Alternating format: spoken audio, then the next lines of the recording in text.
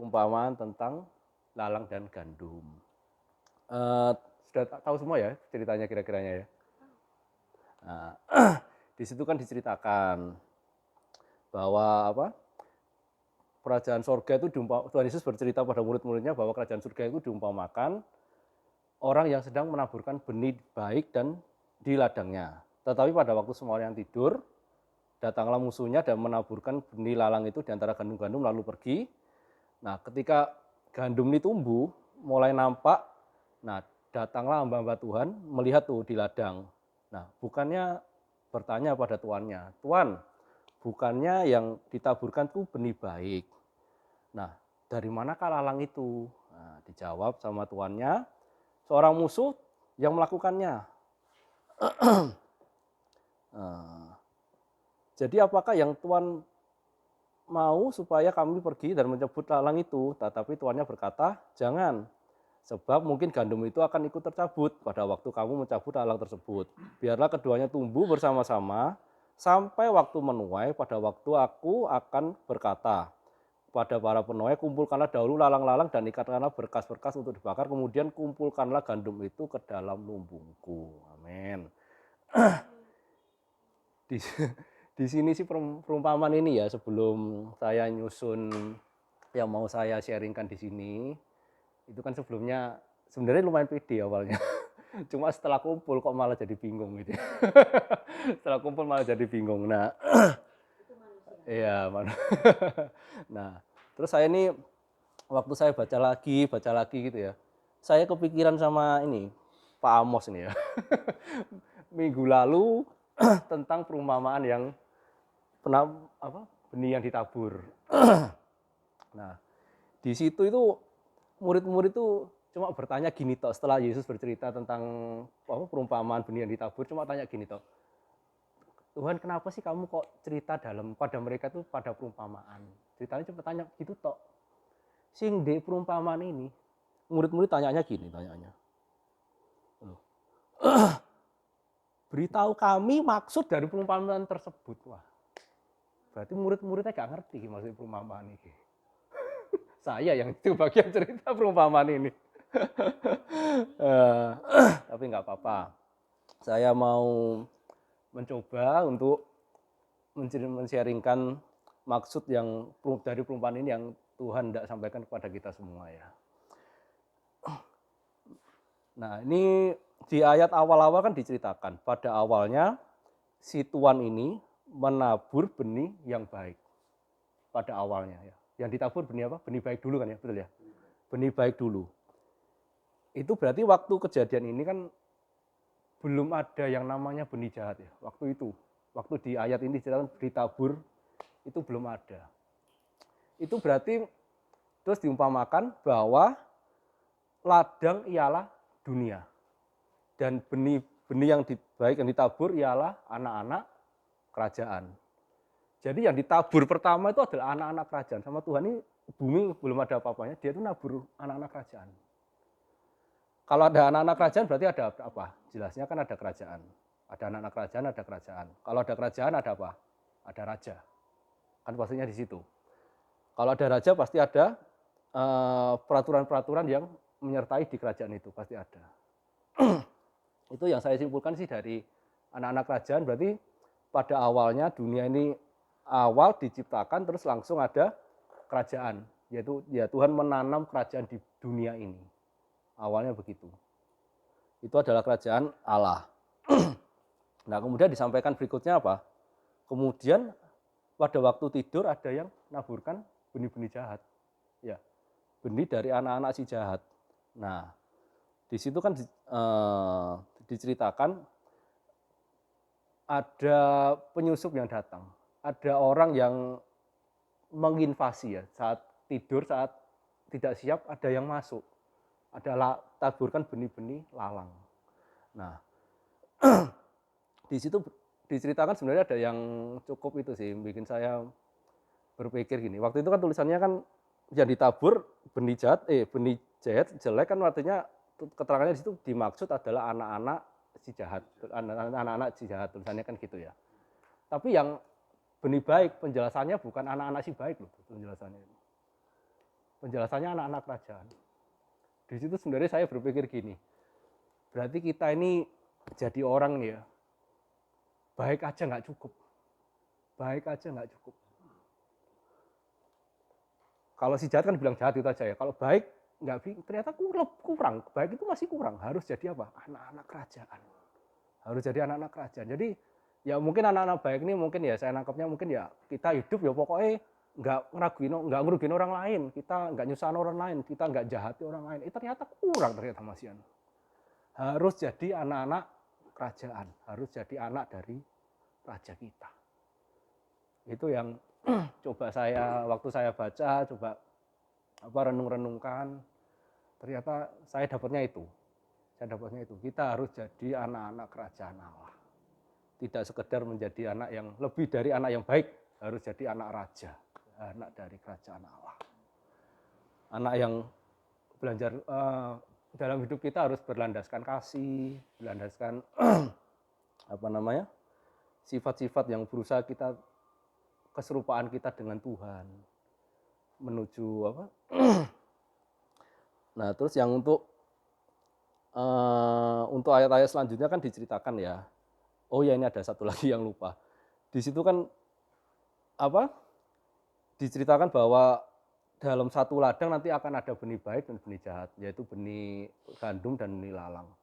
Itu diceritakan terus sampai nanti akan ada sampai akhir zamannya nanti pada waktu kemudian. Tapi saya belum ke situ dulu. Cuma yang saya maksudkan tuh mungkin dalam hidup kita di dunia itu ya seperti inilah kerajaan yang ada di dunia. Yaitu apa? Akan ada selalu si lalang dan si gandum. Di dunia ini akan ada selalu lalang dan gandum ini. Terus perseturuan mungkin ya kalau saya ceritanya dari awal-awal gitu ya.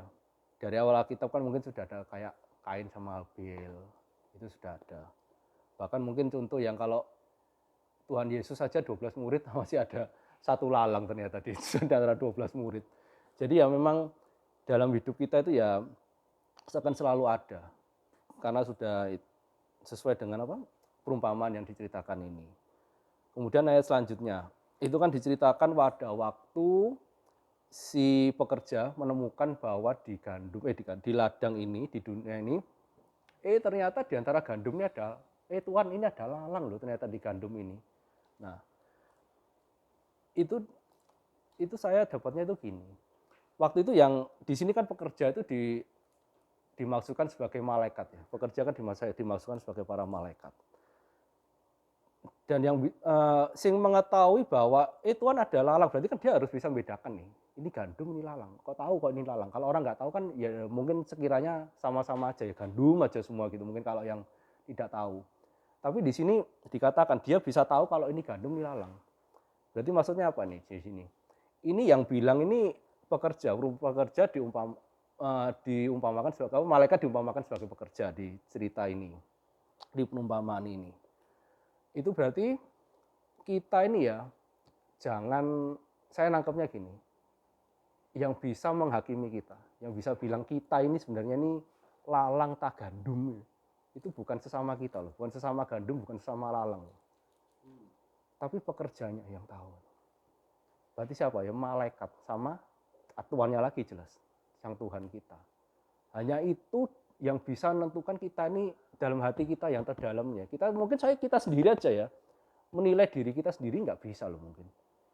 Sedalam-dalamnya mungkin maksud-maksud yang tersembunyi yang kita tanda kutip mungkin berpikir tujuanku pokoknya api, masih corone mungkin rodok gini-gini tapi tujuanku api. Tapi itu nggak tahu loh, kita itu sebenarnya berkenan atau enggak sama Tuhan. Kita nggak tahu. Dan dalam hati kita mungkin kita menilai diri kita sendiri, aku nggak salah, aku tulus, aku betul kok, tujuanku baik, semuanya bahagia. Belum tentu loh. Belum tentu, berarti aku gandum, belum tentu.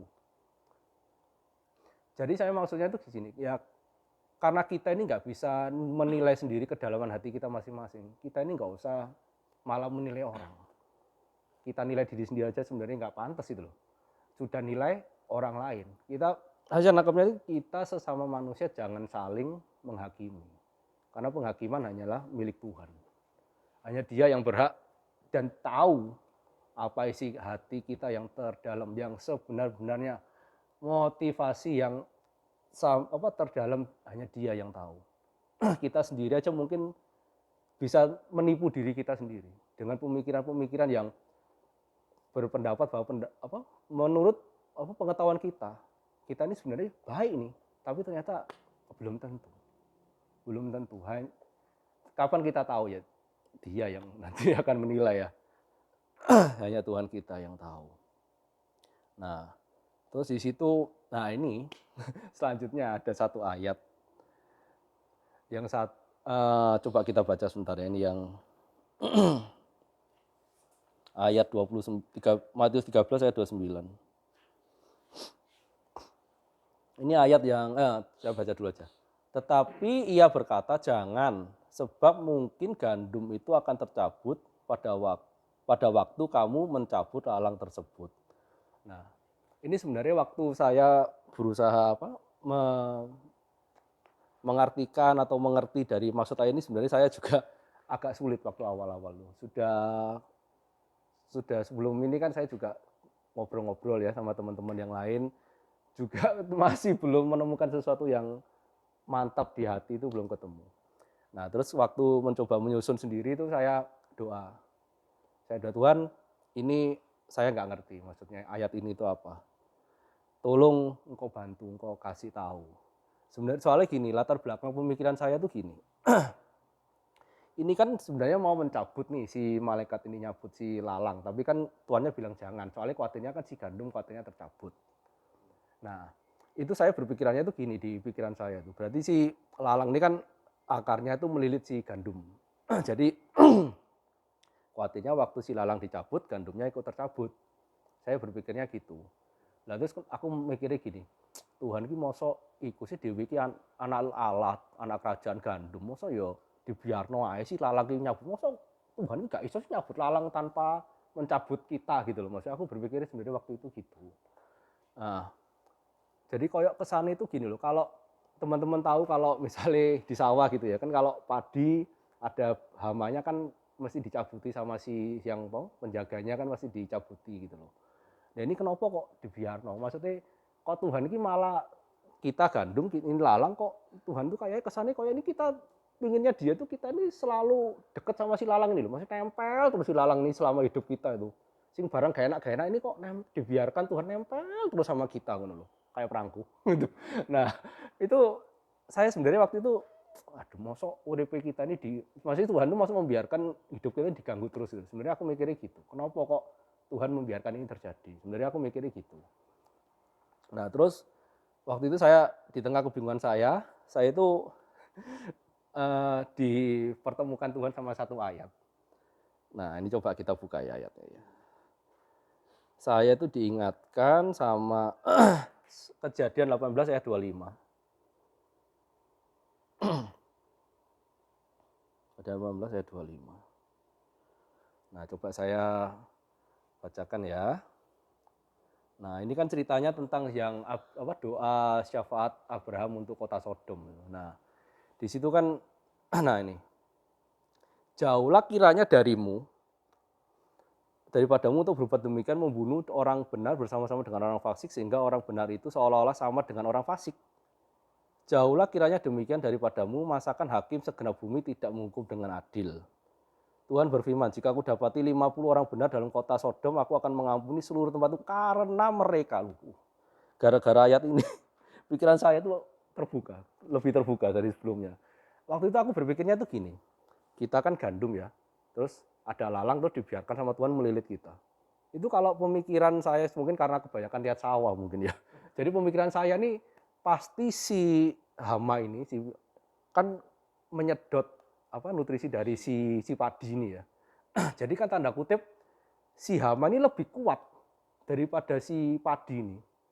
Lalang ini lebih kuat daripada si gandum. Makanya dia kan menyedot nutrisinya si gandum ini sehingga tidak bisa berbuah kan gitu ya. Ternyata saya salah loh. Kenapa kok saya berpikir malah kita ini sebagai anak Tuhan malah kalah kuat sampai anak lalang loh, piye? Kebalik sebenarnya ini. Kebalik. Aku gara-gara Mbak ini kan tulisannya gini, jika aku temukan 50 saja, aku selamatkan satu kota itu. Karena gandum, lalang itu akan diselamatkan oleh Tuhan. Karena gandum tuh lalang justru malah akan diselamatkan sama Tuhan. Pikiranku yang selama ini berpikir, kan pikiranku berarti si gandum sama ini lemah gitu, lemah makanya kalah terus sambil langsung sedoti terus nutrisinya sama si lalang. Ternyata enggak. Ternyata Tuhan tuh pasti, aku percaya rencana Tuhan dalam hidup kita itu kan pasti baik, bukan rencana kecelakaan ya dalam hidup kita. Dan Tuhan tuh sangat mengasihi kita sehingga dia sampai mengaruniakan anaknya yang tunggal buat kita. Aku yakin Tuhan gak ada niat jelek lah sama kita. Dan Tuhan pasti cintanya kan sama dunia ini besar ya. Dia tidak ingin satupun di antara kita sebisanya itu jangan sampai dilemparkan ke dapur api di masa penuaian nanti. Nah, aku ya inginnya kita ini ya menjadi gandum ya itu tadi. Ya selain gandum juga gandum yang betul-betul melekat sama Tuhan kita. Supaya kita ini dalam dunia ini ya enggak malah kalah sama dunia gitu loh. Enggak kalah sama dunia karena kita anak kerajaan dari kerajaan Allah. Gitu. Jadi mungkin yang kita lihat di sekeliling kita kan mungkin kita ini anak Tuhan tapi kok peraturan ini kayak sekeliling kita kan kayak dunia ya. Pasti dunia itu ya ciri paling gampang ya sangat money oriented lah. Dikit-dikit uang, dikit-dikit kekuasaan kan pasti politik butuh uang, apa butuh menyelesaikan masalah butuh uang. Kesannya kok nggak bisa dengan Tuhan turun tangan masalah selesai kan, kesannya seperti itu ya mungkin. Ya itu nanti Tuhan yang akan membuktikan lah. Cuma saya ini nangkepnya di sini kita itu sebenarnya mungkin si anak gandum ini kalah ya kayak gini, kesannya mungkin terkungkung seperti ini. Saya ini aku percaya rencana Tuhan itu sebenarnya melalui gandum ini nanti akan begini. Justru malah si gandumnya akan menjadi di atasnya si lalang. Dan Tuhan itu akan menyelamatkan semua lah seisi dunia ini. Jadi, nah kesimpulan yang coba saya itu, nah harusnya kan dari awal kan saya tadi ceritakan kalau awalnya itu tuh benih baik yang ditabur dulu awalnya. Jadi saya lihatnya itu seharusnya itu rencana Tuhan. Di dunia ini hanya ada satu kerajaan kalau bisa, rencananya kan begitu. Memang harus bisa satu kerajaan di dunia ini, tapi ternyata ada si jahat yang memunculkan satu kerajaan lagi, yaitu kerajaan dunia. Jadi awalnya nanti harapannya pastinya kerajaan Allah ini yang akan menang, akan mengatasi kerajaan dunia. Lalu yang kedua ya jangan menghakimi di antara kita, karena kita sendiri nggak tahu, kita sendiri nggak layak untuk menghakimi itu. Biarkan Tuhan dan para malaikatnya yang akan menghakimi kita nanti. Nah, itu aja sih dari saya. Nah, jadi ya pesan saya sih buat teman-teman ya dalam hidup ini, pesannya Paulus, lewat saya niru pesannya Paulus saja. Dalam hidup ini adalah seperti pertandingan, kita berjuang sampai akhir, sampai garis akhir, dan kita akan terus memelihara iman kita. Ya. Terima kasih, Tuhan Yesus memberkati.